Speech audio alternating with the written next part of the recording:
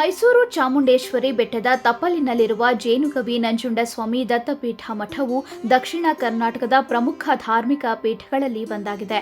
ಈ ಪೀಠವು ತತ್ವ, ದತ್ತ ಪರಂಪರೆ ಮತ್ತು ಭಕ್ತರ ನಂಬಿಕೆಯ ಕೇಂದ್ರವಾಗಿ ಬೆಳೆದಿದೆ.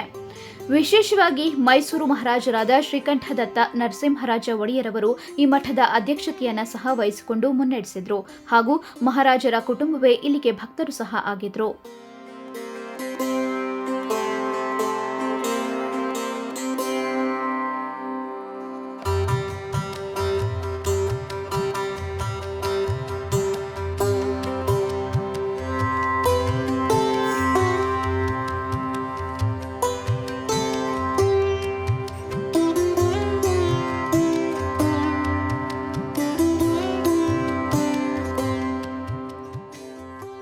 ಇನ್ನು ನಂಜುಂಡ ಸ್ವಾಮಿಗಳು ಅವಧೂತರು, ಬಹಳ ಪ್ರಸಿದ್ಧಿಯನ್ನ ಪಡೆದವರು. ಇಲ್ಲಿ ಅವರು ಜೀವಂತವಾಗಿ ಐಕ್ಯವಾದ ಸ್ಥಳ ಕೂಡ ಇದೆ. ಅದರ ಜೊತೆಗೆ ಮಠಕ್ಕೆ ಯಾವುದೇ ವಸ್ತುಗಳು ಇಲ್ಲ ಎಂದಾಗ ಬೇಡಿದರೆ ಸಾಕು, ಯಾವುದೋ ರೂಪದಲ್ಲಿ ಆದರೂ ಕರುಣಿಸುತ್ತಾರೆ. ಅದು ಪವಾಡ ರೂಪದಲ್ಲಿ ನಡೆಯುತ್ತೆ. ರಾಜರ ಅಧ್ಯಕ್ಷತೆ ಆಶ್ರಯದಿಂದ ಮಠವು ತನ್ನ ಚಟುವಟಿಕೆಗಳನ್ನು ವಿಸ್ತರಿಸಿ ಭಕ್ತರ ಮಧ್ಯೆ ದತ್ತ ಪರಂಪರೆಯ ಪ್ರಚಾರಕ್ಕೆ ಪೂರಕವಾಯಿತು.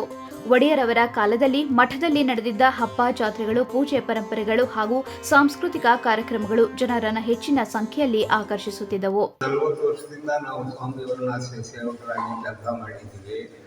ಇವರು ಅವಧೂತರು ಬಹಳ ಕಠಿಣವಾದಂಥ ತಪಸ್ಸನ್ನು ಮಾಡಿ ಸಿದ್ಧಿಸಿರ್ತಕ್ಕಂಥ ಅವಧೂತರು. ಇವರ ಮಹಿಮೆಗಳನ್ನ ಎಷ್ಟು ಹೇಳಿದ್ರೂ ಮುಗಿಯಲ್ಲ. ಇದು ಒಂದು ಚೇತನ ಸಮಾಧಿ ಅವರು. ಇಲ್ಲಿ ತಮ್ಮ ಒಂದು ಏನೇ ಯಾವುದೇ ಕಾಯಿಲೆ ಹಾಗೂ ನಿಮ್ಮ ದುಃಖ ಏನಾದರೂ ಇದ್ದರೆ ಅದನ್ನು ಇಲ್ಲಿ ಅರ್ಪಣೆ ಮಾಡಿದ್ರೆ ನಿಮ್ಮ ದುಃಖ ಹಾಗೂ ಕಾಯಿಲೆಗಳು ನಿವಾರಣೆ ಆಗ್ತಕ್ಕಂಥ ಒಂದು ಚೇತನ ಇಲ್ಲಿ ಇದೆ. ಕುಟುಂಬಸ್ಥರೆಲ್ಲ ಇಲ್ಲಿ ಬಂದು ಸ್ವಾಮಿಯವರು ಜೀವಂತ ಇರುವಾಗಲೇ ಬಂದು ಅವರ ದರ್ಶನವನ್ನು ಪಡೆದು ಅವರಿಂದ ಆಶೀರ್ವಾದ ತಗೊಂಡು ಹೋಗ್ತಾ ಇದ್ದರು. ಜಯಚಾಮರಾಜ ಒಡೆಯರು, ಶ್ರೀಕಂಠದತ್ತ ಒಡೆಯರು ಅವರೆಲ್ಲ ಇಲ್ಲಿ ಬಂದು ದರ್ಶನ ಮಾಡಿ ಅವರಿಂದ ಒಂದು ಆಶೀರ್ವಾದನ ಪಡೆದಿದ್ದಾರೆ. ಮತ್ತೆ ಶ್ರೀಕಂಠದತ್ತ ಒಡೆಯರು ಅಧ್ಯಕ್ಷರಾಗಿದ್ರು ಅಂತ ಹೇಳಿದ್ರು. ಹೌದು, ಅವರು ಇಲ್ಲಿ ಒಂದು ಸಂಸ್ಥೆಗೆ ಇಲ್ಲಿ ಅಧ್ಯಕ್ಷರಾಗಿ ಕೆಲವು ಕಾಲ ಅವರು ವೇದಾಂತ ಎಂದಿಗೆ ಹಾಗೂ ಅವರು ಇಬ್ಬರೂ ಇಲ್ಲಿ ಸೇವೆ ಸಲ್ಲಿಸಿದ್ದಾರೆ. ಮತ್ತೆ ಇನ್ನೊಂದು ವಿಚಾರ ಹೇಳಿದ್ರಿ ನನಗೆ, ಇದು ಹೊರಗಡೆ ಈಗ ಯಾವುದೇ ಒಂದು ಮಠದಲ್ಲಿರೋ ಒಂದು ವಸ್ತು ಇಲ್ಲ ಅಂತ ಅಂದಾಗ ಏನ್ ಮಾಡೋದು ಗುರುದೇವ ಅಂದಾಗ ತಾನಾಗಿ ತಾನೇ ಬಂದಿದೆ ಅಂತ ಹೇಳಿದ್ರೆ ಅದನ್ನು ಸತ್ಯ ಇದೆ. ಏನಾದರೂ ನಮ್ಗೆ ಇಲ್ಲಿ ಅವಶ್ಯಕತೆ ಇದ್ದಾಗ ನಾವು ಅದನ್ನ ನಿರೀಕ್ಷೆ ಮಾಡಿ ಇಲ್ವಲ್ಲ ಅಂತಂದ್ರೆ ಯಾವುದಾದ್ರೂ ರೂಪದಲ್ಲಿ ಆ ವಸ್ತು ತನಗೆ ತಾನೇ ಯಾರ ರೂಪದಲ್ಲಿ ಇದ್ರೆ ಅದು ಬಂದು ನಮಗೆ ತಲುಪಿಕೊಡ್ತದೆ. ಅದರಿಂದಾನೇ ಇಲ್ಲಿ ಯಾವುದೇ ಕಮರ್ಷಿಯಲ್ ಇಲ್ಲ.